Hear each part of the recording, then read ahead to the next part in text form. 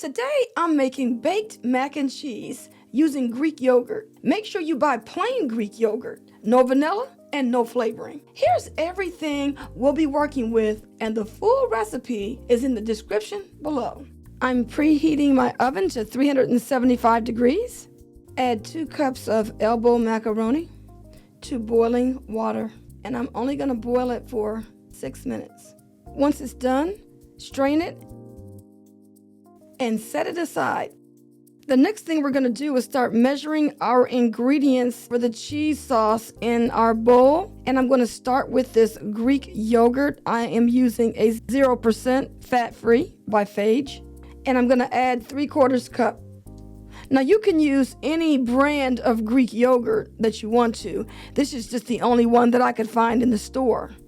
Next, I'm going to add 1 cup of cheddar jack cheese and 1 cup of mild cheddar cheese.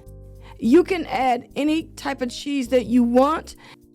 Now I'm going to add a 1/2 teaspoon of black pepper, followed by a 1/2 teaspoon of smoked paprika.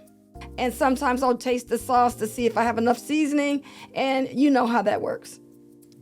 Okay, next up is 1 tablespoon of olive oil. You'll notice here that I'm using classic, but if you can find light olive oil in the store, that's good too. And don't forget to add the cream of chicken soup like I almost did, and thoroughly mix the ingredients.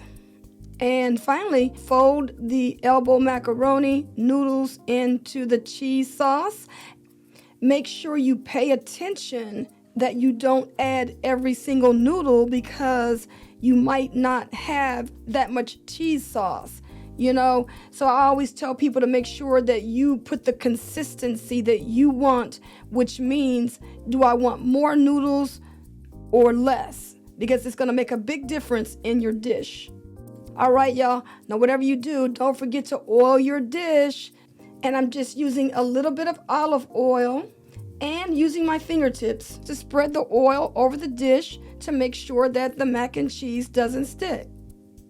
And we're coming on down to the home stretch, because we're getting ready to put our mac and cheese in our baking dish. Okay, now one more thing. I'm going to put some breadcrumbs on my mac and cheese. Okay?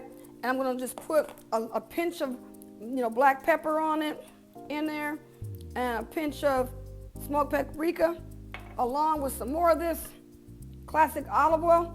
And I'm going to mix that together in here. This little cup I got here, this little 1/4 cup.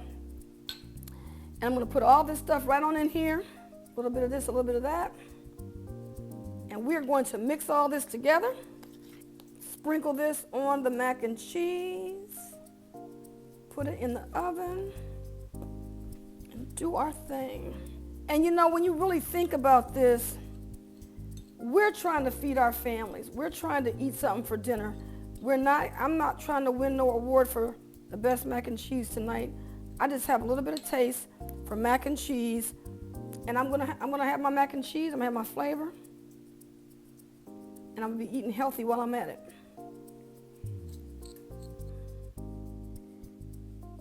And we're gonna just sprinkle this